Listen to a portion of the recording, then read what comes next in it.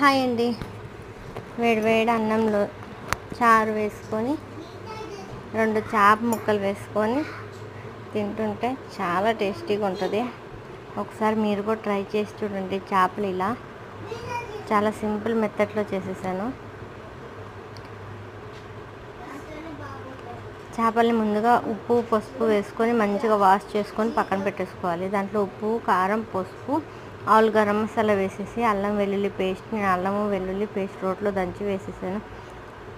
అవి కలిపేసి ఒక హాఫ్ అన్ అవర్ పక్కన పెట్టేసేయాలి. ఆ తర్వాత ఒక కడాయిలో ఆయిల్ పెట్టుకొని కడాయిలో ఒక్కొక్కటి వేసుకొని ఫ్రై చేసుకొని, నేనైతే స్లోలో ఫ్రై చేసుకున్నా.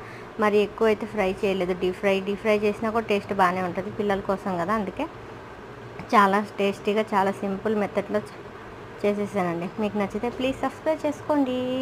బాయ్ అండి.